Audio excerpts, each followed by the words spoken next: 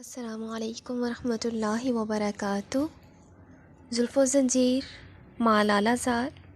आज मैं story number 9 read करने जा रही हूँ। स्टोरी नेम है सौदागर की बेटी। बिस्मिल्लाहिर्रहमानिर्रहीम। कहते हैं कि समरकंद में एक बड़ा ही जालिम और ऐश पसंद बादशाह था। सारी रियाया इसके हौलनाक जसारतों से तंग आ गई थी। इसके जासूसों के खौफ से लोग अपनी बहू बेटियों को तहखानों में छुपा कर रखते थे। एक मर्तबा वो भेस बदल कर शहर के गली कूचों से गुजर ही रहा था कि अचानक इसकी नज़र एक महजबीन दोशीज़ा पर पड़ी, जो अपने घर का दरवाज़ा बंद कर रही थी। लड़की क्या थी, हुस्न जमाल का एक मुनक्का थी चेहरा ऐसा ताबनाक था जैसे इस पर किसी ने चांदी का गाज़ा मल दिया हो। शबाब की रानाइयों में वो खिलते हुए गुलाब की तरह चमन की रानी मालूम होती थी। नज़र पड़ते ही बादशाह के दिल पर बिजली गिर पड़ी। एक नशा था जो जिगर के आर पार हो गया। एक मर्तबा फिर गौर से इसने इस घर को देखा और सुलगती हुई आरजुओं के साथ अपने महल की तरफ रवाना हो गया। इसका वज़ीर इसकी ज़िंदगी के इसरार का सबसे करीबी महरम था। महल में कदम रखते इसने वज़ीर को खलवत में बुलाया और उससे अपने दिल की कैफियत से बाखबर करते हुए कहा, वज़ीर, आज पहली बार मैंने इंसानी पैकर में एक माह कामिल को देखा है। इसके रुख की चांदनी से आंखें खैरा हो गई। इसके तसव्वुर में एक लम्हा दिल को करार नहीं। इसके हुस्न क़यामत खेज़ ने मेरी हस्ती का सारा ज़ब्त व शकीब छीन लिया। ज़िंदगी में ऐसा गारत कर होश मेरी नज़र से नहीं गुजरा था। जैसे भी मुमकिन हो मेरे सुलगते हुए दिल की आग बुझाओ। वज़ीर ने घर का पता निशान दरियाफ्त करने के बाद बादशाह को तसल्ली देते हुए कहा, जहाँ पनाह, सब्र से काम लीजिए। शाही इक़्तिदार के लिए यह कोई मुश्किल मसला नहीं है। गुलाम माने दौलत इकबाल जहाँ पनाह की खुशनुदी मिजाज के लिए आसमान की कहकशां तोड़ कर ला सकते हैं, ये माह कामिल तो ज़मीन ही की मखलूक है। शाम तक वज़ीर ने अपने ज़हीन और शातिर मुखबरों के ज़रिए सारा हाल दरियाफ्त कर लिया। मालूम हुआ कि वो एक सौदागर की बेटी है।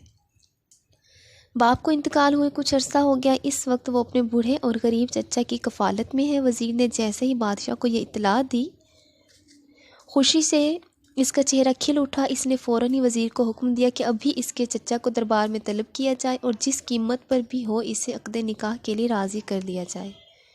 फ़ौरन ही में शाही कारिंदों का एक दस्ता बूढ़े शख्स के मकान पर पहुंचा और इसे बादशाह की तलबी का फरमान पहुंचाया। बादशाह को हुक्म सुनते ही दहशत से इसके चेहरे का रंग फुक हो गया। भतीजी ने चचा की परेशानी देखकर घबराए हुए अंदाज में तो दरियाफ्त किया, दरवाजे पर बुलाकर किसी ने आपसे क्या कह दिया कि आप इस कदर परेशान नज़र आते हैं? चचा ने शिकस्त खुर्दा लहजे में जवाब दिया, शाही कारिंदे आए हैं। बादशाह ने अभी मुझे दरबार में तलब किया है। दिल धड़क रहा है कि कोई बुला तो नहीं नाजिल होने वाली है। समझ में नहीं आता क्या करूं। भतीजी ने तसल्ली देते हुए कहा, खुदा अपने हबीब का सदका अता फरमाइए। बादशाह की तलबी ख़तरे से खाली नहीं होती। करीन मसलहत यही है कि आप खुदा का नाम लेकर तशरीफ़ ले जाइए, वरना इसके बाद हुकूमत का कहर व जबर हरकत में आ जाएगा और वो सूरत हाल अफसोसनाक और हतक-आमेज़ होगी। कारिंदे दरवाजे पर खड़े हुए थे। धड़कते हुए दिल के साथ बूढ़ा चचा इनके हमरा हो गया। भतीजी दरवाजे तक रुखसत करने आई और खैर आफियत की दुआ करते हुए वापस चली गई। इंतहाई एज़ाज़ो करम के साथ बादशाह और वज़ीर ने बूढ़े शख्स का खैर मकदम किया। शाही नशिस्तगाह के करीब एक मुकल्लफ और ज़र्द निगार तख्त पर इसे जगह दी गई। बग़ैर किसी वजह ज़ाहिरी के ये इकराम खुसरवाना देखकर वो दरियाए हैरत में डूबता जा रहा था। जब इसकी घबराहट दूर हो गई तो वज़ीर ने इसे मुखातिब किया, इस वक्त आपकी किस्मत का सितारा ओज पर है कि बादशाह मुअज़्ज़म ने मलका सल्तनत बनाने के लिए आपकी भतीजी को मुंतखब फरमाया है। आप बतैयब खातिर इस पैगाम को कबूल करके ताज शाही का एहतराम बचा लाइए। ये पैगाम सुनकर फ़र्द हैरत से बूढ़े की आवाज़ हल्क में फंस गई। अपने शऊर की बिखरी हुई तवानाइयों को समेट कर बड़ी मुश्किल से यह जवाब दिया, जहाँ पनाह के एहसान से हमारी गर्दन हमेशा खम रहेगी कि इनकी चश्मे इल्तिफ़ात ने हमें फ़ख्र व एज़ाज़ का एक ज़री मौका मरहमत फरमाया। लेकिन एक ज़ेर दस्त की तरफ से ये माज़रत कबूल की जाए कि हम अपने आप को इस शाही एज़ाज़ का मुस्तहिक़ नहीं समझते।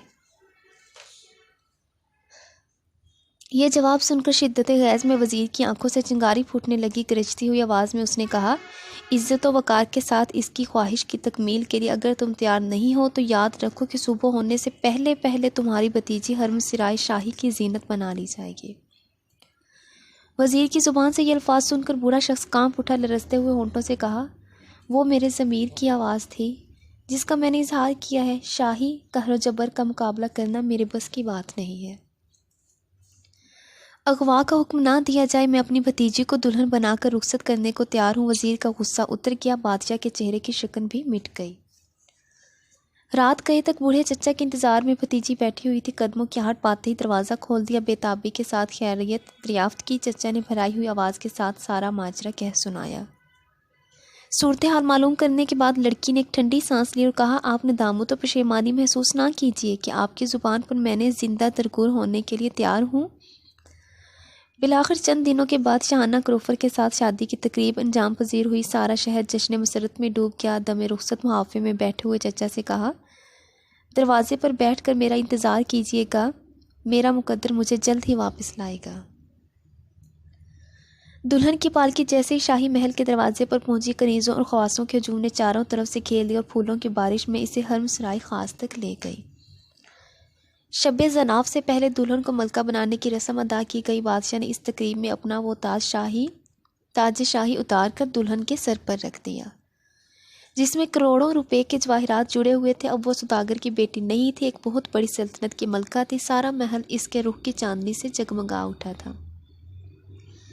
परवाने की तरह बादशाह की शिफ्तगी दिन ब दिन बढ़ती जा रही थी। एक लम्हे के लिए भी इसे मलका की जुदाई गवारा ना थी। नसीम में ऐश की मौजों से खेलती रही। बिलाखिर एक वक्त ऐसा आया कि शाही महल की दीवारों पर से चांदनी ढलने लगी। बहार का मौसम सहने चमन से रुखसत होने लगा। लाला की तरह इश्क व वारफ्तगी की दहकती हुई आग अब आहिस्ता आहिस्ता उड़ती हुई खाकस्तर में तब्दील होने लगी। बादशाह की इस तरह का शौक जो चढ़ा हुआ था उतरने लगा। मलका भी खोई खोई सी रहने लगी। वही मलका जिसके बगैर एक लम्हा भी दिल का शाख गुजरता था। कई कई दिन तक बादशाह को इससे मुलाकात की फुर्सत तक नहीं मिलती थी। एक दिन मुंह लगी हुई कनीज़ की ज़ुबानी मलका को शाही महल के तमाम राज हाय सरबस्ता की इतला मिल गई। इसे मालूम हुआ कि दर्जनों रानियां महल के किसी खुफिया मुकाम पर गुमनामी की ज़िंदगी गुजार रही है। बादशाह हर साल 6 महीने के बाद एक नई दोशीज़ा को अपने हरम सिरा में दाखिल करता है और जब हवस की प्यास बुझ जाती है तो महल के किसी तहखाने में इसे कैद कर देता है। मलका एक दीनदार पारसा औरत थी। इश्क रसूल का सोज़ोगदाज इसे अपनी माँ के वर्से में मिला था। खुदा की गैबी कारसाजी पर इसे भरपूर एतमाद था। नामालूम तौर पर इसे यकीन रहने लगा कि किसी दिन खूनख्वार इफ़रितियों का ये तलस्सुम टूट कर रहेगा। महल के खौफनाक हालात मालूम करके कभी कभी इसका खून जोशे इंतकाम से उबलने लगता। एक दिन बादशाह सैरो शिकार के लिए बाहर किया हुआ था। सारा महल खाली था। एक कनीज़ जो इस खुफिया मुकाम से वाकिफ़ थी जहाँ रानियों को कैद रखा जाता था, रात की तन्हाई में मलका के पास आई और राज़दाराना लहजे में कहा, आपकी इबादत और रियाजत और खुदा परस्ती के तकद्दुस ने हमें आपका गर्विदा बना लिया। आपकी ज़ात सारे महल की मुरज्जा अकीदत बनती जा रही है। आज पहली बार ये राज आप पर मुनकशिफ कर रही हूँ कि बादशाह के एतमाद के नतीजे में सिर्फ तन्हा मुझको ये मनसब अता किया गया है कि मैं इस जिंदा से राब्ता रखती हूँ। जहाँ आपकी तरह रानियाँ कैद है वहाँ एक लड़की आपसे बहुत करीबी ताल्लुक़ रखती है। आपका नामो निशान मालूम करके वो चौंक गई और बेतहाशा फूट फूट कर रोने लगी। आपकी मुलाकात के लिए वो इंतहाई बेचैन है। अगर आप तैयार हो तो निस्फ रात ढल जाने के बाद खुफिया रास्ते से आपको जिंदा की सैर करवा दूँ।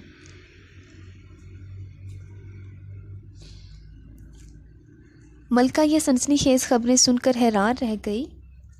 इसकी आंखों के नीचे अंधेरा छा गया। नामालूम तौर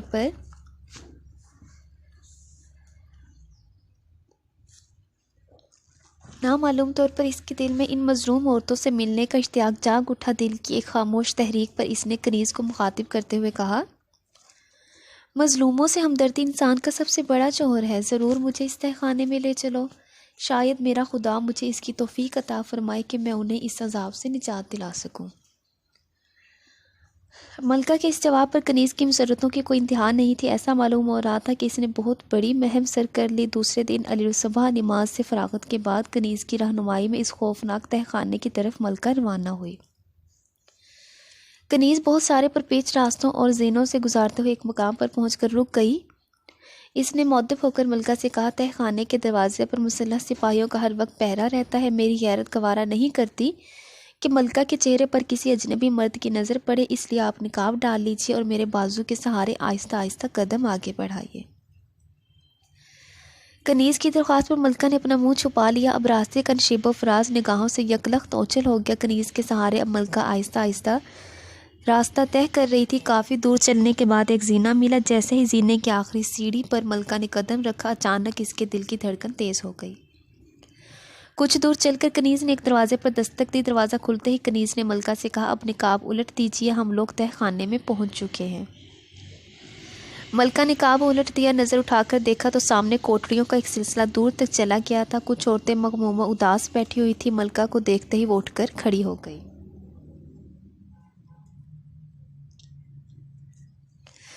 एक अधेड़ उम्र की औरत ने मलका के पास पहुंचकर इजहार हमदर्दी करते हुए कहा, महल में आते हुए शायद आपको 6 महीने हो गए हैं। मलका ने हैरत से दरियाफ्त किया, आपके इस सवाल का मतलब मैं नहीं समझ सकी। मतलब यह है कि हर 6 महीने के बाद यहाँ के दस्तूर के मुताबिक नई मलका को इस कैद खाने में पहुँचा दिया जाता है, फिर इसके बाद ताउम्र यहाँ से कोई नहीं निकल सकता। मलका ने दरमियान में मुदाखलत करते हुए कहा, लेकिन मुझे तो महल की एक कनीज़ यहाँ सैर कराने के लिए लाई है और मैं खुद इस जज्बे में आई हूँ कि आप लोगों से मिलकर खलासी की कोई राह निकाल सकूँ। अधेड़ उम्र की औरत ने इजहार हमदर्दी के अंदाज में कहा, वो हराफा यही कहकर सबको यहाँ ले आती है और दरवाजे तक पहुँचाकर गायब हो जाती है। अब आप अपने सीने पर सब्र की ईंट रखकर यहाँ रहिए, आपकी वापसी नामुमकिन है। यह सुनते ही मलका ने पीछे पलट कर कनीज़ को आवाज़ दी, लेकिन कनीज़ जा चुकी थी। दरवाज़ा मकफल हो चुका था। अब आप अपनी ज़िंदगी का अंजाम सोचकर मलका का खून सूखता जा रहा था। अचानक एक बहुत बड़े सदमे की चोट संभाल ना सकी और गश खाकर गिर पड़ी। तह खाने की औरतों ने मुंह पर पानी छिड़कर इसे होश में लाने की कोशिश की। थोड़ी देर के बाद मलका को होश आ गया। 1-2 रोज़ तक मलका की बेचैनी इंतहाई नाकाबिले बर्दाश्त थी। किसी पहलू इसे करार नहीं मिल रहा था। अधेड़ उम्र की औरत ने दूसरे दिन मलका को तसल्ली देते हुए कहा, बहन, बिला वजह अपने आप को हलाक मत करो। शुरू में हर औरत के दिल की यही कैफियत होती है, फिर बाद में इस तहखाने से तबीयत मानूस हो जाती है। इस तहखाने के मुख्तलिफ हिस्सों में जगह जगह औरतें मुकीद हैं। अगर तबीयत काबू में हो तो चलो तुम्हें सैर करा लाएं, इस तरह तुम्हारा जी बहल जाएगा। मलका ने सर हिलाकर अस्पात में जवाब दिया और इस औरत के पीछे पीछे चल पड़ी। तहखाने के मुख्तलिफ हिस्सों की औरतों से इसने मलका का तारुफ कराया। सब ने एक नया कैदी समझकर मलका को तसल्ली दी और इसके साथ हमदर्दी का इजहार किया। तहखाने के आखिरी हिस्से से गुजरते हुए मलका की नज़र एक नौजवान औरत पर पड़ी जो सजदे की हालत में रो रही थी। गैर महसूस तौर पर मलका का दिल इसकी तरफ खिंच गया। इसने अपनी साथ वाली औरत से कहा, तकलीफ़ ना हो तो यहाँ रुक जाऊँ, ये कोई अल्लाह वाली मालूम होती है। बेसाख्ता इसकी तरफ दिल खिंच रहा है। मलका की दरख्वास्त पर साथ वाली औरत रुक गई। थोड़ी देर बाद इसने सजदे से सर उठाया। जैसे ही दुआ मांगकर फारिग हुई, मलका ने कमरे में दाखिल होकर इसे सलाम किया। नज़र से नज़र का चार होना था कि थोड़ी देर के लिए दोनों पर एक सकते का आलम तारी हो गया।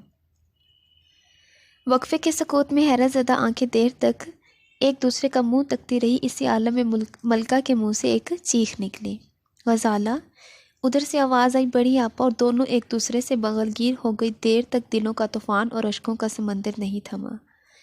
अधेड़ उम्र की औरत के लिए यह वाक़या एक मामले से कम नहीं था। इसने अचंभे के साथ दरियाफ्त किया, मलका, इस मजलूम लड़की से तुम्हारी कब से जान पहचान है? फरते तासुर से मलका बहुत देर तक खामोश रही।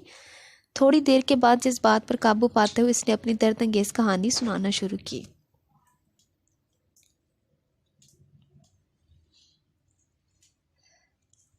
ये मेरी हकीकी छोटी बहन है। हम लोगों का बाई वतन खरासान के एक देहात में था। हमारे वालिदैन दीन के बहुत बड़े फाजिल और नहायत आबिद व जाहिद शख्स थे। इश्क़ रसूल तो इनके रगोपह में इस दर्जा सरायत कर गया था कि हर वक्त तसव्वुर जाना में इनकी पलकें भीगी रहती थी। रात का पिछला पहर इनके गिरिया शौक़ के लिए तलातुम का वक्त होता था। इनके बाल बाल से सोजो गदास इश्क की चिंगारी फूटी पड़ती थी। जहाँ हम दोनों बहनों ने कसीदा बुर्दा शरीफ का पहला मतला शुरू किया और इनके दिल के समंदर में तूफ़ान उठने लगता था। फैज़ान इश्क की तजल्ली जब उतरनी शुरू होती थी तो ख़ुद हमारी आवाज़ रिक्कत अंगेज़ कैफियत में डूब जाती थी।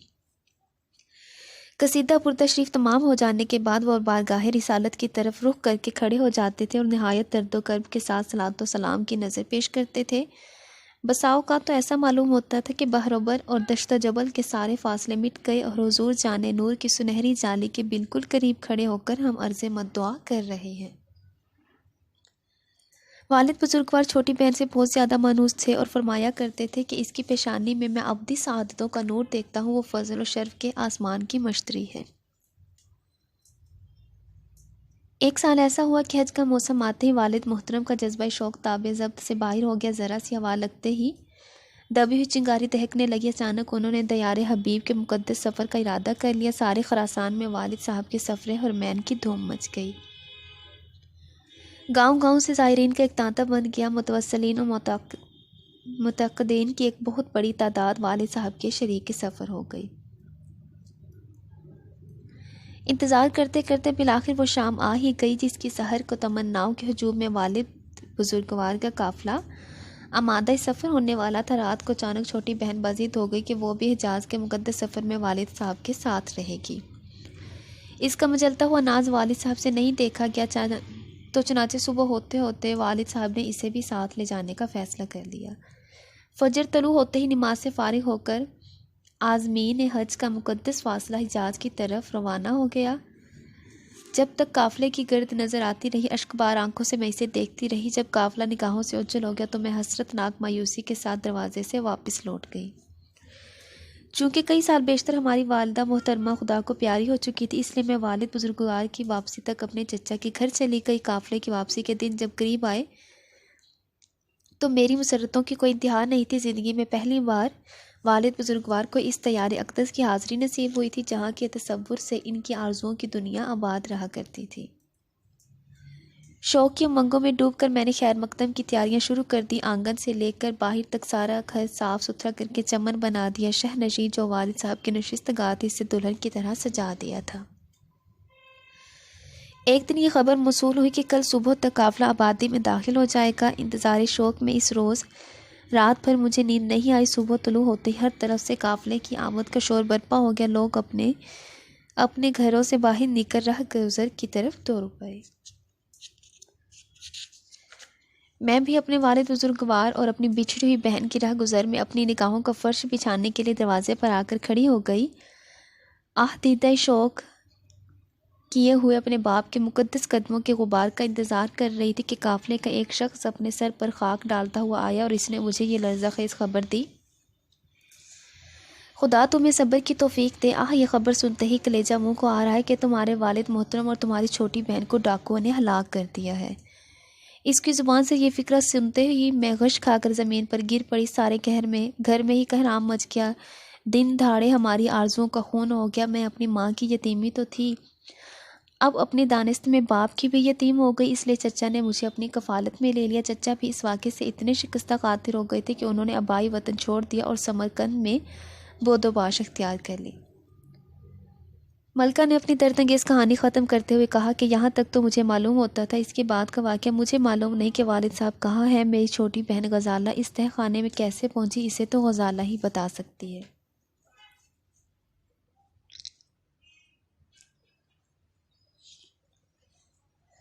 इस अधेड़ उम्र की औरत के इसरार पर गज़ाला ने भीगी हुई पलकों के साथ एक ठंडी आह भरकर कहानी का ये बाकी हिस्सा सुनाया।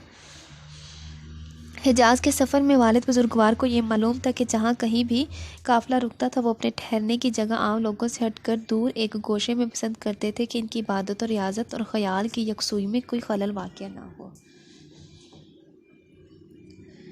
एक दिन ऐसा हुआ कि काफ़िले एक घने जंगल को अबूर कर रहा था। शब रोज़ चलते चलते कई दिन बीत गए लेकिन जंगल की मुसाफत ख़त्म होने को ना आई। दूर दूर तक काफ़िला काफ़ी थक चुका था। इसीलिए 13वें दिन शाम के वक्त एक पहाड़ के दामन में रुक गया। रात आधी से ज़्यादा ढल चुकी थी। सिवाय चंद मेहमानों के सारा काफ़िला गहरी नींद सो रहा था। किनारे के नज़दीक वालिद बुजुर्गवार ने अपना खैमा नस्ब कराया था। वो तहज्जुद की नमाज में मसरूफ़ थे। मैं एक गोशे में लेटी हुई थी कि अचानक घोड़ों की टापों की आवाज़ मेरे कान में आई। मैं फ़ौरन जाग गई और ख़ैमे के बाहर एक शख्स को ये कहते हुए सुना कि जल्दी करो, यही वो ख़ैमा है। अभी ये जुमला ख़त्म भी ना हो पाया था कि चंद भारी भरकम जिस्म वाले सिपाही ख़ैमे के अंदर घुस आए और उन्होंने कमंद फेंककर मुझे और वालिद साहब को गिरफ़्तार कर लिया। शिकंजों की तरह मेरे हाथ और पांव कस दिए गए थे और बिल्कुल बेबस हो गई थी। इसके बाद जालिमों ने मुझे वहां से उठाकर एक तेज़ रफ्तार घोड़े की पुश्त से बांध दिया। जिस वक्त सिपाही ने घोड़े को दौड़ाया तो मैंने देखा कि वालिद बुजुर्गवार भी इसी तरह एक घोड़े की पुश्त से बंधे हुए थे।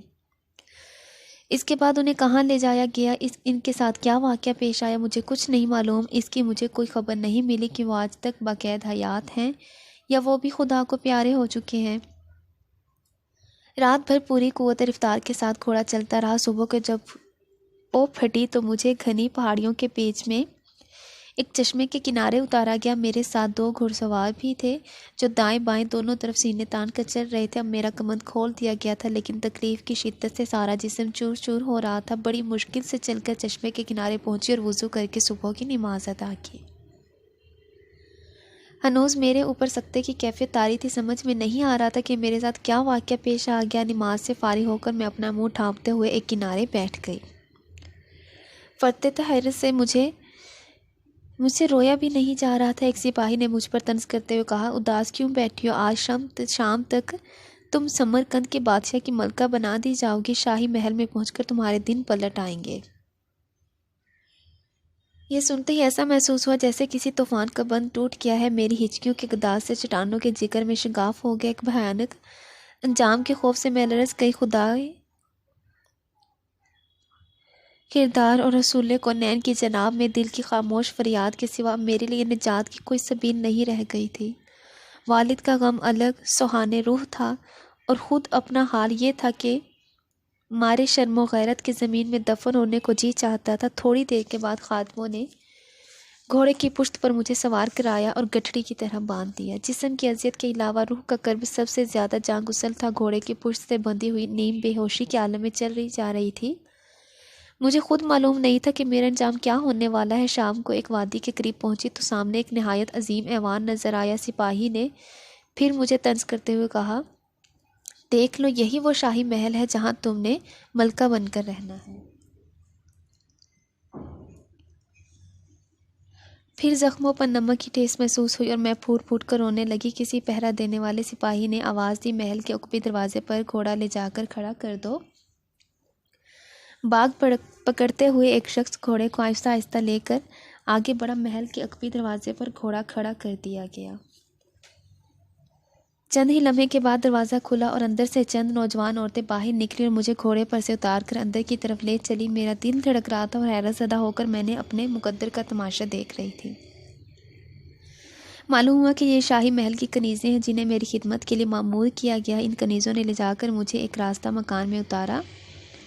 इंतहाई बेचैनी के आलम में मैंने वज़ू किया और मगरिब की नमाज के लिए खड़ी हो गई। जब मैंने दुआ के लिए हाथ उठाया तो मैं फरते गम से फूट फूट कर रोने लगी। वालिद बुजुर्गवार के फ़ैज़ाने इश्क के सदमे में मदीना हमारी रूहों से बहुत करीब हो गया था। तसव्वुर के सहारे में सुनहरी जाली के करीब पहुंच गई और एक बेकरार फरियादी की तरह अपने आका को आवाज़ दी, चौखट की कनीज़ अपनी आबरू की भीख मांगती है। सरकार, मेरे बूढ़े बाप के आंसू का भरम रख लीजिए। जालमों के जंगल से मेरे नामूस को बचाइए। ये कहते कहते शिद्दत कर्ब से मेरे ऊपर गशी तारी हो गई। काफ़ी देर के बाद जब मेरी आंख खुली तो देखा कि कनीज़ें मेरे सिरहाने खड़ी पंखा चल रही थी। मैंने इनमें से किसी की तरफ तवज्जो नहीं की। उन्होंने मुझसे हम कलाम होने की 1000 कोशिश की, लेकिन मैंने यकलख्त खामोशी इख्तियार कर ली। रात जब थोड़ी सी ढल गई तो मैंने देखा कि चंद कनीज़ें इसी घर में दाखिल हुई। इनके हमरा चंद संदूक भी थे। उन्होंने मुझसे मुखातिब होकर कहा, मुबारक हो कि तुम्हारी किस्मत का सितारा आज ओजे सुरैया पर चमकने वाला है। खरासान का ये शहरा आफाक हुस्न आज अपने सही कदरदान के पास पहुंच गया है। होश में आओ, ये मौका आंसू बहाने का नहीं, खुशी से मचल जाने का है। सामान्य आराइश के लिए ये मिशाताएँ खड़ी हैं, तुम उन्हें इजाज़त दो कि वो तुम्हें दुल्हन बनाएं। बादशाह ने जब से तुम्हारे खुदादाद का हुस्न का शहरा सुना है, इसकी आंखों की नींद उड़ गई है। बारे आज शाही महल के चंद वफादार सिपाहियों की बदौलत बादशाह की ज़िंदगी का करार वापस लौट आया। यहाँ पहुंचकर गजाला आबदीदा हो गई। बोलते बोलते इसकी आवाज़ हल्क में फंस गई। बड़ी मुश्किल से इतना कहकर खामोश हो गई कि इन कनीज़ों की ज़ुबानी ये बात सुनकर मेरे दिल पर जैसे बिजली गिरी पड़ी। सख्त हैरत थी कि चारा साजी के लिए आखिर मदीने के आसमान से कोई काफिला क्यों नहीं उतरता। मैं ये वहशतनाक खबर सुनते ही रंजो गम से निढाल हो गई। मशाताएं मेरे करीब आकर बैठकर मुझे समझाने लगी। हर चंद उन्होंने मुझसे गुफ्तगू करने की कोशिश की, लेकिन मैं यकलख्त खामोश रही। जब बहुत देर हो गई तो बादशाह की एक मुंह लगी कनीज़ दौड़ती हुई आई और अचानक इन पर बरसने लगी। जहाँ पनाह हुजला अरूसी में कब से मुंतज़िर बैठे और तुम यहाँ हाथ पर हाथ धरे झक मार रही हो। चलो जल्दी करो वरना शाही अताब नाजिल हुआ तो किसी की खैर नहीं है। मशाताओं ने तभी हुई जबान में जवाब दिया, हम क्या करें, जोड़े के थाली कब से खुशामद कर रही हैं, लेकिन इनका दिमाग तो आसमान पर है, ये बात तक करने की रवादार नहीं है। दुल्हन बनाने का तो क्या मौका देंगे, आखिर ज़िद की भी कोई हद होती है। यह जवाब सुनकर कनीज़ ने गुस्से से भरी हुई आवाज़ में कहा, अच्छा ठहरो, इनका इलाज अभी दरियाफ्त करके आती हूँ। ये कहकर वो वापस लौटी और बिजली की तरह नज़र से ओझल हो गई। मेरा दिल खौफ से धड़कने लगा कि नामालूम अब कौन सी क़यामत तोड़ेगी। दिल डूबने का यही आलम था कि थोड़ी देर के बाद वो कनीज़ों का एक दस्ता लिए चली आ रही थी। मेरे करीब पहुंचकर इसने साथ वाली कनीज़ों को ललकारते हुए कहा, इस लाडली की ज़रा खबर तो लेना। अभी तक ये समझ रही हैं कि आगोश मादर में ही हैं। कब से इनका टसवा बह रहा है। हज़ार समझाने के बाद भी यहाँ के माहौल में ढलने के लिए तैयार नहीं है। जैसे भी हो आज इनकी तरियाहट दौड़ दो। हुजला अरूसी में पहुँच जाने के बाद खुद ही इनका नशा हरने हो जाएगा। इस बदबख्त की ललकार पर साथ आई हुई कनीज़ें आगे बढ़ी और चारों तरफ से बेतहाशा मुझ पर टूट पड़ी और मुझे अपने शिकंजे में कस लिया और दूसरी तरफ मशाताओं से कहा, जल्दी करो। मुझे अपनी बेबसी पर बेसाख्ता रोना आ गया। रह रह कर यही दिल में हौक उठती थी कि खुदा का कोई गैबी हाथ क्यों नहीं नमूदार होता। मदीने से रहमत इमदाद का काफ़िला उतरने के लिए अब किस घड़ी का इंतज़ार है। नामूस का खरमन जल जाने के बाद कोई आकर भी मुझे क्या करेगा। मायूसियों के किताब में गोता लगाते हुए अब मेरे ईमान और यकीन की बुनियाद हिलने लगी। एक एक करके इत्मीद उम्मीद के वो शराजे बिखरने लगे जो दिल की धड़कनों के साथ मरबूत थे। जिस्त की तहारत और सलामती का यही आखिरी सहारा था। सो वो भी अब दम तोड़ रहा था। अब मैं मशकूक होकर सोचने लगी थी कि गैबी कारसाजियों की जो रिवायतें मुझसे वालिद साहब ने बयान की थी, क्या वो फर्जी कहानियों की तरह सरासर झूठी हैं। इसी उम्मीद बीम की कशमकश में भयानक अंजाम सोचकर मुझ पर अचानक गशी तारी हो गई। बहुत देर के बाद मुझे होश आया तो मैंने अपने आप को देखा कि दुल्हन की तरह सजा दिया गया है। ये मंजर देखकर मैं शिद्दत कर्ब से बेकरार हो गई। गैर इरादी तौर पर मेरे मुंह से एक दर्दनाक चीख बुलंद हुई, या रसूलुल्लाह सल्लल्लाहु अलैहि वसल्लम, अपनी फातिमा रदिल्लाहु ताला अन्हा के सदके मेरी आबरू बचाइए। अभी मेरी ये चीख फिज़ा में तहलील भी ना हो पाई थी कि वही आफत नसीब कनीज़ बदहवासी के आलम में दौड़ती हुई आई और दहशतनाक लहजे में इतला दी, अरे गज़ब हो गया, जहाँ पर आपको एक नहायत महलक किस्म के जहरीले बिच्छू ने डंक मार दिया है। वो माहिए बेआब की तरह बिस्तर पर तड़प रहे हैं। पासबानों को जल्दी खबर दो कि वो फ़ौरन शाही तबीब को बुला लाएं। जहाँ पनाह सिर्फ चंद घड़ी के मेहमान हैं।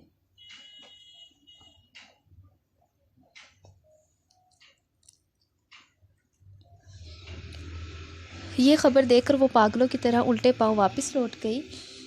इस वाक़े से अचानक सारे ही महल में कहराम मच गया। तमाम कनीज़ें और मशाताएं मेरे पास से फ़ौरन उठ गई और इधर उधर बदहवासी के आलम में दौड़ने लगी। फ़ौरन ही में महल का सारा नक्शा बदल गया। मेरे यकीन के बुझते हुए चिरागों की लो तेज़ हो गई। मेरी उम्मीदों का आपकीना शिकस्त की इज़्ज़त से बच गया। खुशा नसीब कि मेरी आतिश फरियाद मदीने की चौखट से बामुराद वापस आई। मेरी रूह के मानवी सहारों की उम्र दराज हो गई। मेरे दिल के तारीक वीराने अचानक किसी शादाब गुलिस्तान की तरह लहलहा उठे। अब सजदा शुक्र के इस्तराब से मेरी पेशानी बोझल होती जा रही थी। अचानक सर के बल में ज़मीन पर गिर पड़ी। भरपूर तन्हाई के आलम में मेरी नयाज बंदगी के मचलने का तमाशा काबिल दीद था। कई बार फरते मसरत में उछल कर मैं अर्श इलाही के कंगरों को छू आई। मेरी रूह के नहा खाने में गैबी चारागिरी का जो यकीन जाग उठा था, अब उसे सुला देना आसान नहीं था। कई पहर रात तक जज्बात के तरातुम का यही आलम रहा। जैसे मुझे तन्हाई का मौका मिला, मैंने शैतान का मुहैया किया हुआ पैराहन फ़ौरन उतार दिया और अपने उन्हीं पुराने कपड़ों में मलबूस हो गई। चूँकि मैं अपनी ज़ुबान पर कफल चढ़ा चुकी थी, इसलिए मैं इस वाक़े के अंजाम से मुताल्लिक किसी से कुछ दरियाफ्त ना कर सकी। लेकिन सारी रात महल के मुख्तलिफ हिस्सों में शोर फगा की आवाज़ से यह अंदाज़ा ज़रूर हुआ कि कहर इलाही की मार बड़ी जांगुसल है।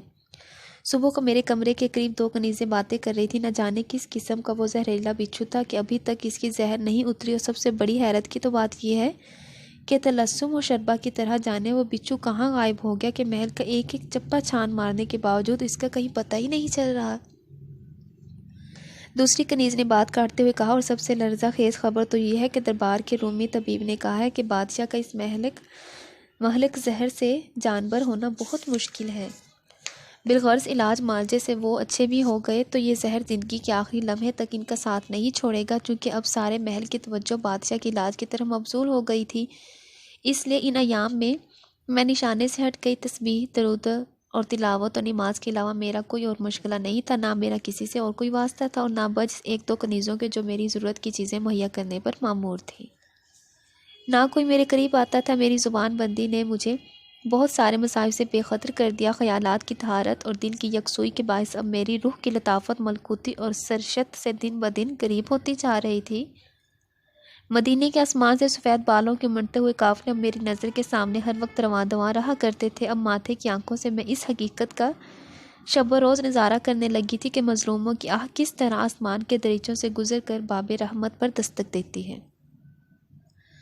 जलवों के इसी आलम रंगारंग में मेरे कई महीने गुजर गए। मेरी रूह की नफासत, ताजगी का वो खुशगवार मौसम हाफ़िज़े से कभी ओझल नहीं होता। एक दिन मैं अश्कबार आंखों से कुरान की तिलावत कर रही थी कि महल की एक कनीज़ आई और 2 जानू होकर मेरे सामने बैठ गई। जब मैं तिलावत से फारिग हुई तो उसने धीमी आवाज़ से कहा, मुझे आपकी तकद्दुस माब ज़िंदगी से बेहद अकीदत हो गई। आपके नाला सहर ने पहाड़ों के जिगर में शगाफ डाल दिया। अब आप अपनी बेदाग ज़िंदगी को ज़्यादा आज़रता ना कीजिए। जालिम को अपने करतूत की सज़ा मिल गई। तबीबों ने कहा है कि बिच्छू के ज़ख़म ने नासूर की शक्ल इख्तियार कर लिया। वो बहुत दिनों तक अच्छा नहीं होगा। मज़लूमों के यहाँ एक ऐसा शरारा है जिसकी तपिश से पत्थर भी पिघल जाते हैं। अब मेरा दर्द किसी दर्द माँ का मोहताज नहीं रह गया।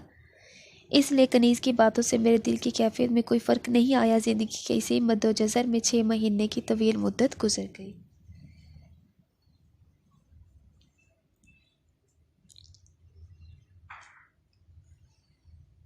अचानक एक दिन ऐसा महसूस हुआ कि फिर मेरी हयात के उफ़क़ पर मुसाइब के बादल मंडला रहे हैं।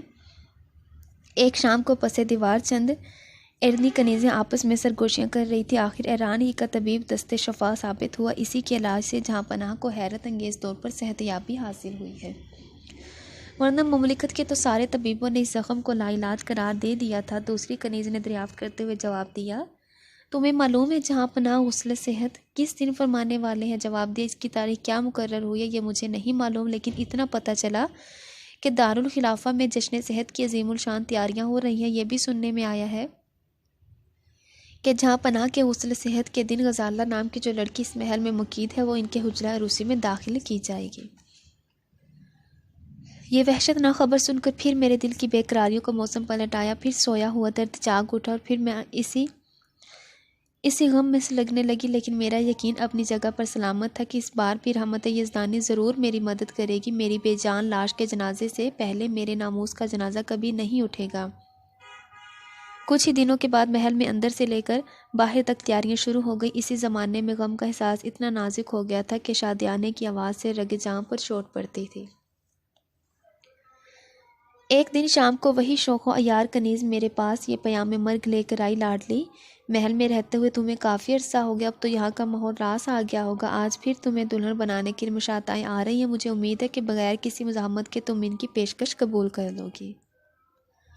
आज जहाँ पनाह के जश्न सेहत का दिन है, कोई नाखुशगवार वाक़या रोनुमा ना होने पाए। इनकी मसरतों में शरीक होना हमारा इखलाकी फ़रीज़ा है। ये जासूस खबर सुनकर वो बदबख्त चली गई और मैं मुंह ढाँप कर रोने लगी। थोड़ी देर के बाद वो मुशाताएँ कनीज़ों का दस्ता लिए फिर मेरे पास आई और मेरे करीब आकर बैठ गई। पहले तो उन्होंने नहायत राजदाराना लहजे में मुझे शीशे में उतारने की कोशिश की। जब मैंने इनकी तरफ से मुंह फेर लिया तो साथ आने वाली कनीज़ों ने मेरे दोनों बाजू थाम लिए और मुझे अपने शिकंजे में ले लिया। इसके बाद चारों तरफ से मुशाताएँ टूट पड़ी और जिस हद तक वो मुझे बदल सकी बदल दिया। इसके बाद जैसे ही कनीज़ें मुझे छोड़कर लैदा हुई, मैंने सारी आराइश नोच कर फेंक दी। इसी दरमियान में वो बदबख्त कनीज़ भी आ गई।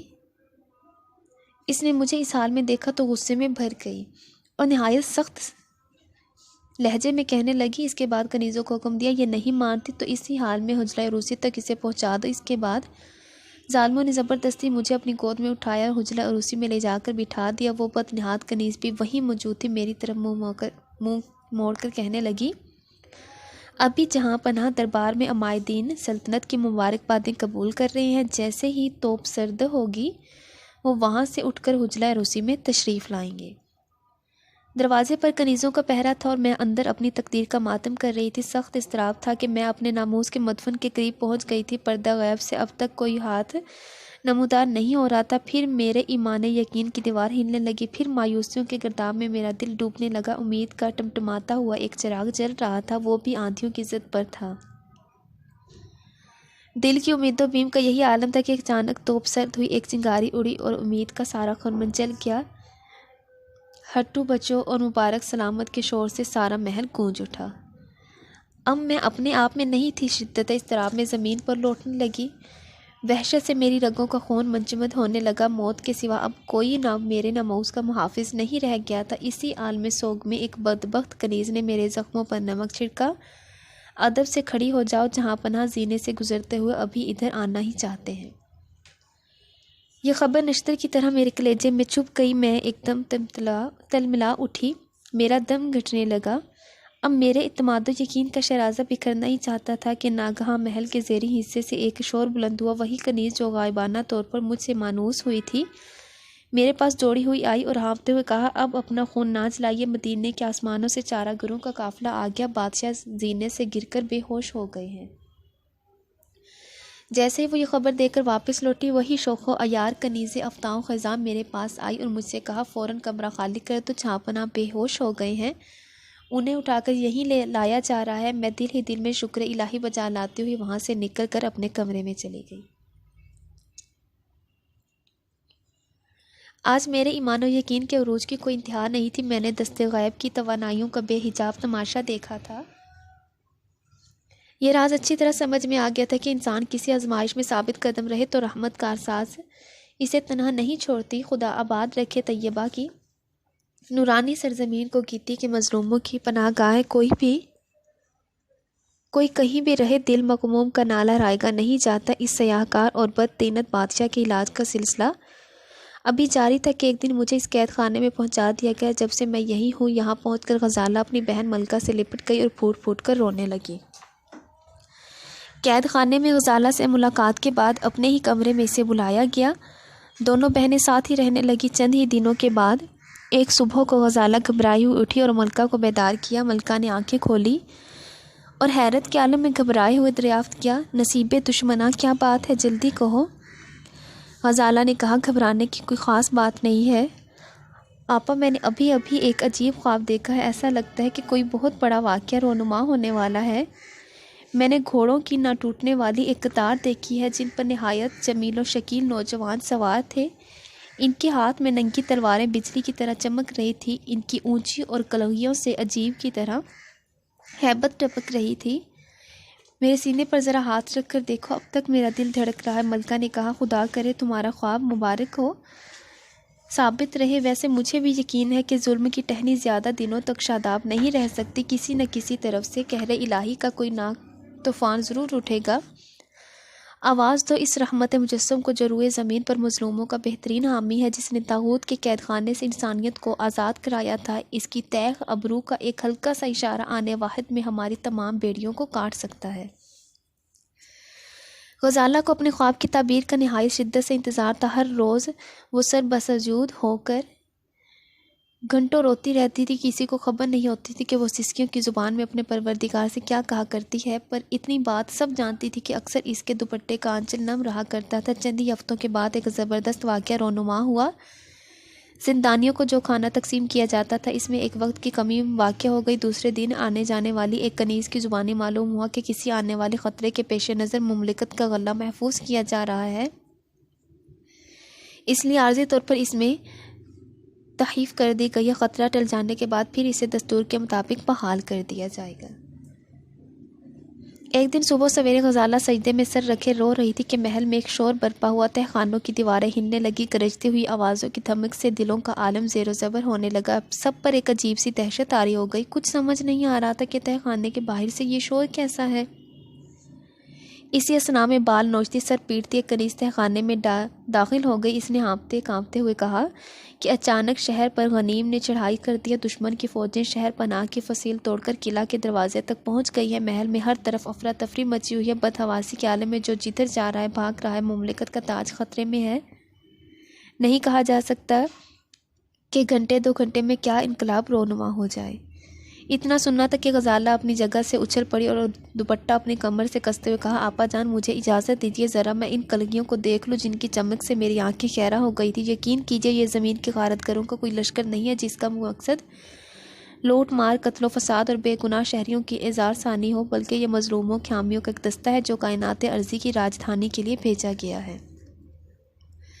मुबारक को इस तहखाने के जिंदानियों को इनके निजात का वक्त करीब आ गया है। इतना कहते हुए बिजली की तरह उड़ी और निगाहों से गायब हो गई। तहखाने के दरवाजे पर आज कोई पहरा नहीं था, इसलिए आसानी से वो बाहर निकल गई। पर पीछ रास्तों से गुजरते हुए अलबत्ता इसे थोड़ी सी दिक्कत तो पेश आई, लेकिन शोर हंगामा के रुख पर चलते हुए वो महल के दरवाजे तक पहुँचने में कामयाब हो गई। महल के अंदर दाखिल हो जाने के बाद एक अजीब नक्शा इसके सामने था। हर तरफ एक दहशतनाक सन्नाटा छाया हुआ था। कनीज़ें सख्ते की हालत में दीवारों से लगी खड़ी थी। किला के बाहर शोर व फ़ग़ा की एक क़यामत बरपाती हिम्मत करके ये आगे बढ़ी और एक ज़ीने पर जो किले के दरवाजे की बुर्जियों की तरफ निकल गया था चढ़ गई। काफ़ी दूर चलने के बाद इसे एक बुर्जी के रोशनदान से बाहर का कुछ हिस्सा नजर आया। वहीं छुप कर ये खड़ी हो गई।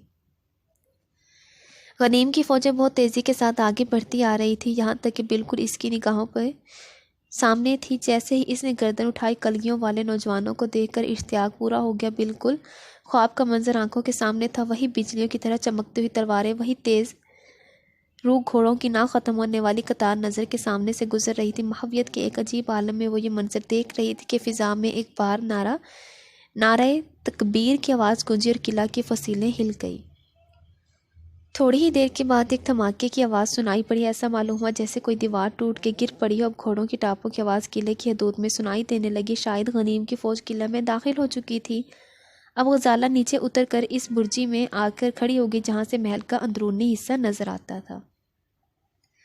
वो मंजर बड़ा ही इबरतनाक था। जबकि महल का दरवाज़ा तोड़कर फ़ौज के सिपाही अंदर दाखिल हो रहे थे, नागहां करीब ही से एक गरजदार आवाज़ कान में गूंजी, चोरों इस्तबदाद के बानी को गिरफ्तार करके सिपा सलार के सामने पेश किया जाए। महल की मस्तूरात और कनीज़ों को हाथ ना लगाया जाए, किसी चीज़ को ना नुकसान पहुंचाया जाए। बस दीवार की आवाज़ सुनकर गजाला चूम गई। इसे ये जानी पहचानी आवाज़ मालूम हो रही थी।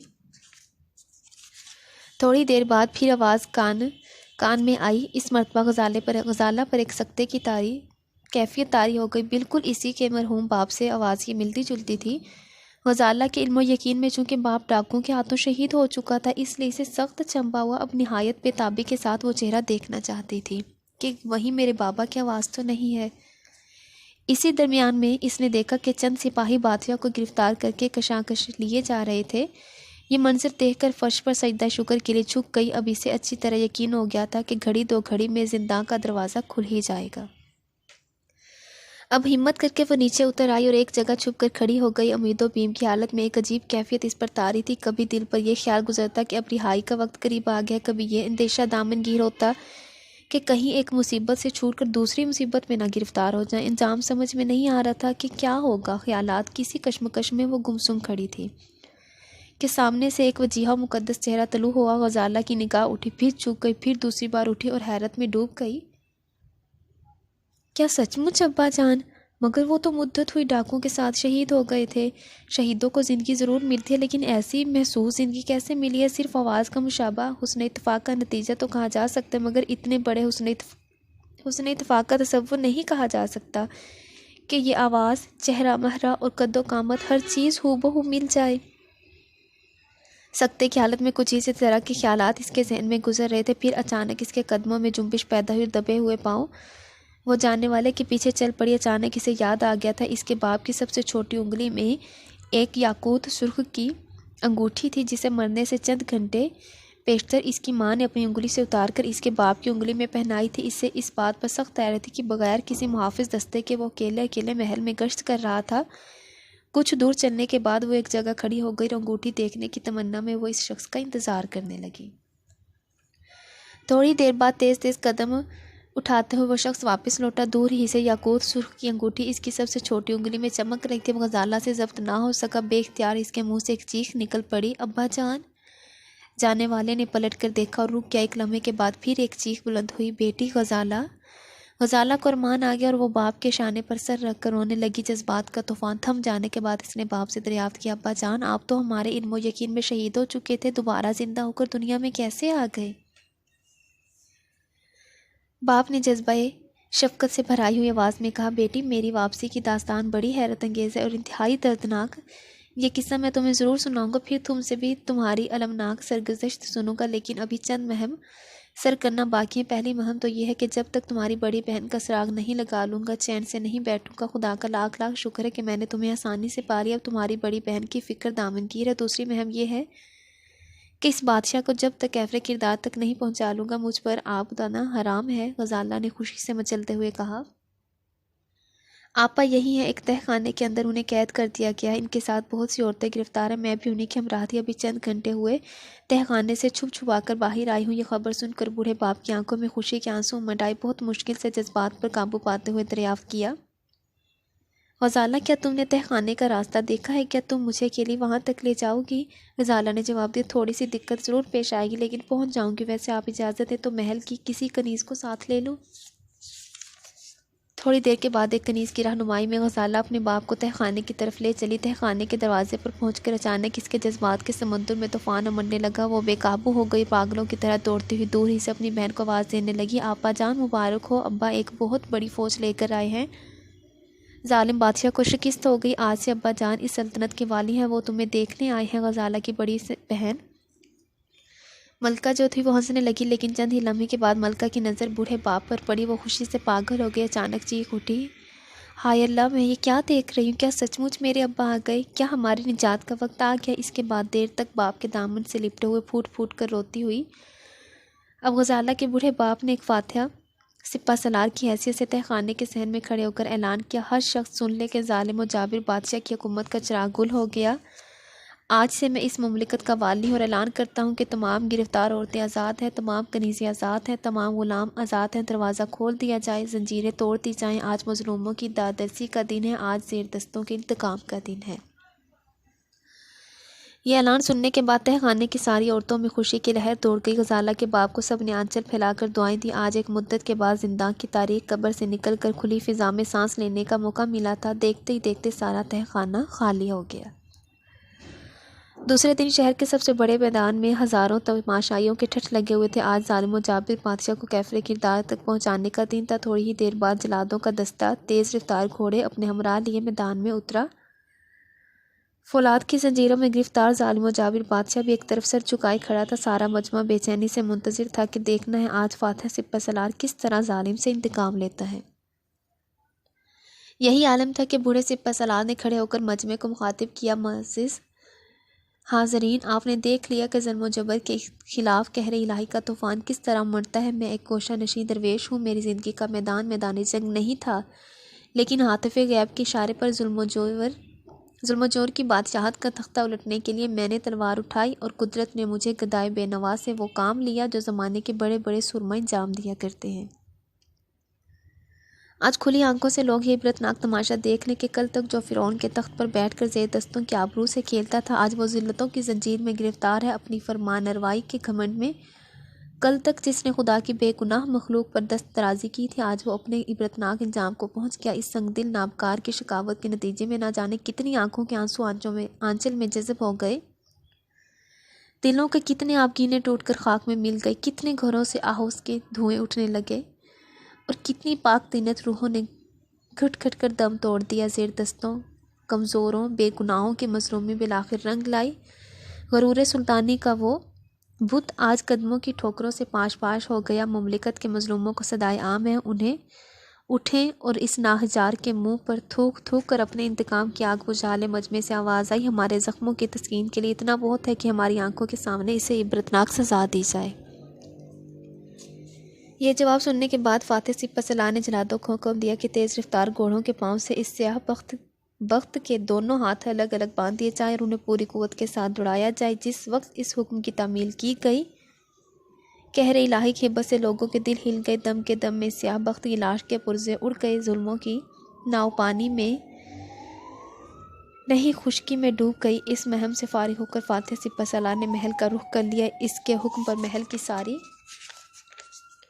कनीज़ें एक जगह जमा हो गई। उन्हें आज़ाद कर दिया गया। इनमें से जो बादशाह की दलाला थी उन्हें इबरतनाक सज़ा दी। कई जालिम बादशाह ने जिन लोगों के माल जब्त कर लिए थे, ज़बरदस्ती जिनकी जायदादें छीनी थी, जिन लड़कियों को जबरन उठवाया या मंगवा दिया था, एक ऐलान आम के ज़रिए सबको दरबार में तलब किया गया और जिसका जो हक था उसे वापस कर दिया गया। लोगों ने फर्ते अकीदत से फातिह सिपहसालार के कदम चूम लिए। शाम होते होते फातिह सिपहसालार अपनी सारी महम से फरागत हो चुका था। अब इसे एक मुद्दत के बाद इत्मीनान का सांस लेने का मौका मिला था। सबसे पहले इसने गुस्ल किया, कपड़े बदले, इंतहाई खुशो खुजू के साथ खुदा की बारगाह जुलजलाल में सजदे शुक्र अदा किया। रात के वक्त फातिह सिपहसालार की दोनों लड़कियां अपने बाप की हैरत अंगेज सरगुज़श्त सुनने के लिए नहायत बेताबी से अपने बूढ़े बाप के पुरसकून लम्हों का इंतज़ार कर रही थी। ईशा की नमाज और वज़ाइफ़ों और रात से फारिग होने के बाद बूढ़े बाप ने अपनी दोनों बच्चियों को अपने करीब बुलाया और ठंडी सांस भरकर अपनी आप बीती सुनाई। गज़ाला को मुखातिब करते हुए कहा, बेटी तुम्हें याद होगा कि रात के पिछले पहर जब डाकुओं ने कमर फैलकर हमें गिरफ्तार किया, तुम्हें घोड़े के पुश्त पर बांध कर फरार हो गई। इसके बाद तुम्हारे साथ क्या हुआ वो तुम बताओगी, लेकिन मेरा माजरा ये है कि मुझे घोड़े पर लाद कर थोड़ी दूर ले गए और एक पहाड़ की बुलंदियों से मुझे बांध कर नीचे धकेल दिया। जैसे ही मैंने नीचे की तरफ लड़कने लगा, मेरी आंखें खुद बंद हो गई और मैंने इंतहाई दर्दो करब के साथ अपने सरकार को पुकारा। हजूर कल्ब की राह से मदीना कुछ दूर नहीं था। फ़ौरन सरकार सल्लल्लाहु ताला अलैहि वसल्लम ने मेरी फरियाद सुन ली। इसके बाद मुझे ऐसा महसूस हुआ कि किसी ने मुझे अपने हाथों में ले लिया और मैंने अपनी आंख खोलकर जो देखा तो एक गहरे गार की चट्टान पर लटा दिया गया था। यह भी मेरे सरकार सल्लल्लाहु ताला अलैहि वसल्लम का खुला हुआ एजाज़ था कि मुझे ज़रा भी कहीं चोट नहीं आई थी। हालांकि मैं जितनी बुलंदी से इस गहरे गार में पहुंचा था, मेरे जिस्म के टुकड़े उड़ जाना चाहिए थे। इसी हालत में सुबह हो गई और मैंने तयम्मुम करके इस तारीख गार में नमाज़ फजर अदा की। पहाड़ों की चोटियों पर जब दिन का उजाला फैला तो मैंने गार से निकलकर रास्ता तलाश किया, लेकिन वो इतनी खौफनाक जगह थी कि किसी तरफ से भी वापसी का कोई रास्ता नहीं था। मायूस होकर फिर इसी गार में लौट गया। जैसे जैसे दिन ढलता जा रहा था, मेरे दिल की बेचैनी बढ़ती जा रही थी, यहाँ तक कि शाम हो चुकी। आफताब डूब गया, रात को तारे निकल आए। अब हर तरफ से तवज्जो समेट कर अपने दिल का जाविया दुरुस्त किया और आलम तसव्वुर में अपने आका की चौखट पर हाजिरी दी। आह, मेरी ज़िंदगी की कितनी दिलकश रात थी। वो सारे जहान में रगे जहाँ का कोई रिश्ता ना था, सबसे कटकर मैं एक पैकरे लतीफ़ बन गया था। जब मैं आलमे होश की तरफ वापस लौटा तो सहर हो चुकी थी। अपनी भीगी पलकों के साथ उठकर तयम्मुम किया, नमाज़ फजर अदा की। वो सजदे भी तमाम उम्र याद रहेंगे। कितना हजूर कल्ब था इस रात की नमाज में, जैसे तजल्लियात इलाही की मशल पलकों के नीचे जल रही थी। डाकू अपने आपको संभाल न सके, मुझे ज़िंदगी की जहमत में डाल गए थे, लेकिन वो मेरे वजूद के लिए सबसे बड़ी नेमत साबित हुई। इसी आलम कैफ़ो शहूद में कई दिन गुजरे। ना भूख प्यास का गलबा था, ना किसी तरह का इज़्मिहलाल महसूस होता था। अपने आका के एहसानात की बारिश में भीग भीग कर शराबूर हो गया था। अब दिल में पहले जैसी तन्हाई की वहशत नहीं थी। अनजाने तौर पर नहा खाना कल्ब में इस यकीन की शम्मा जल उठी थी कि किसी न किसी दिन को गैबी हाथ ज़रूर नमूदार होगा। अगरचे चारों तरफ सर बफलक चट्टानों की दीवारें खड़ी थी, लेकिन दिल मुतमिन था कि गैबी चारागरों के लिए राह गुज़र पैदा कर देना कोई मुश्किल अमर नहीं है। जो परवरदिगार पत्थर के जिगर में कीड़े मकोड़ों को ग़िज़ा फराहम करता है, इसकी रहमत मुतवज्जह हो गई। मेरे लिए निजात और सलामती का कोई रास्ता खुल जाएगा। काफ़िला रहमत के इंतज़ार में 1 महीने की मुद्दत गुजर गई, लेकिन किसी तरफ से भी उम्मीद की कोई किरण नहीं फूटी। एक दिन दोपहर के वक्त में गार में मसरूफ़ इबादत था कि बाहर पहाड़ की चट्टानों पर आदमी की आवाज़ सुनाई पड़ी। अचानक मेरी आंखों के सामने मसरत और उम्मीद का चिराग जल उठा। बाहर निकल कर मैंने देखा तो 2 आदमी कमंद के ज़रिए चट्टानों से उतर रहे थे। वादी की सरजमीन पर उतरते ही मैंने उन्हें सलाम किया, बजाय इसके वो मेरे सलाम का जवाब देते फटी फटी आंखों से मुझे देखने लगी। उन्हें यकीन नहीं आ रहा था कि मैं आदमज़ाद हूँ।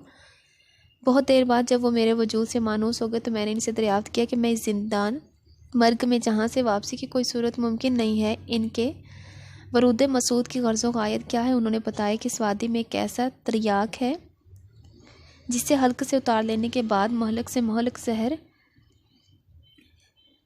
कोई असर नहीं होता। इसी तरियाक की तलाश में हम यहाँ तक आए हैं। मेरे चंद साथी पहाड़ की चोटी पर कमंद का सिरा पकड़े खड़े हैं। फिर मैंने उन्हें अपनी कहानी सुनाई, जिसे सुनकर वो सख्त हैरान हुए। इसके बाद चट्टानों के शगाफ से उन्होंने तरियाक के कुछ अज्जा निकाले। अपना काम ख़त्म कर चुकने के बाद उन्होंने कमंद के ज़रिए ऊपर चढ़ने की तैयारियां शुरू की। चलते वक्त उन्होंने मुझे यकीन दिलाया कि ऊपर पहुंचकर इस तरह वो मुझे भी खींच लेंगे।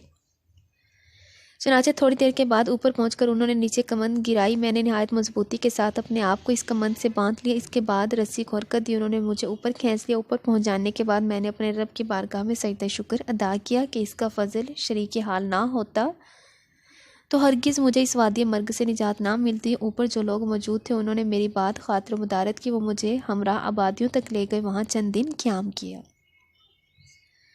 कुछ दिनों के बाद मालूम हुआ कि हिजाज की तरफ जाने वाला एक काफ़िला कहीं करीब ही से गुजर रहा था। मैं फ़ौरन तैयार हुआ, वहाँ पहुँच गया और खूबी नसीब के काफ़िले की गर्द दूर से नज़र आ रही थी। मैं दौड़कर शामिल हो गया। अगरचे सुबह का वक्त गुजर चुका था, लेकिन यही नेमत क्या कम थी कि अपने आका की सरकार में हाज़िरी का शर्फ हासिल हो गया। जब भी सुनहरी जालियों के सामने खड़ा होता हौजाला के लिए खामोश फरियाद का आलम काबू से बाहर हो जाता था। एक दिन मेरी अर्जमंदी का सितारा ओज पर था। नींद का एक झोंका आया और आंखें बंद हो गई। ख्वाब में आंख खुली तो देखता हूँ कि मेरे आका सामने चलवाकर इरशाद फरमा रहे हैं कि कुस्तुन दुनिया में तुर्की का बादशाह तुम्हारा इंतज़ार कर रहा है, फ़ौरन पहुँचो वहाँ। मैं दूसरे दिन कुस्तुन दुनिया के लिए रवाना हो गया। रास्ते भर मैं इसी अधीर बन में रहा कि तुर्की का बादशाह मेरे जैसे गुमनाम शख्स का क्यों इंतज़ार कर रहा है। चलते चलते एक दिन कुस्तुन दुनिया पहुँच गया। जो ही शहर पनाह के दरवाजे पर पहुँचा, दरोगा ने मेरा नाम दरियाफ्त किया। मेरा नाम सुनते ही इसने ताकीद की कि फ़ौरन दारुल खिलाफा जाओ, जहाँ पनाह बेचैनी से तुम्हारा इंतज़ार कर रहे हैं।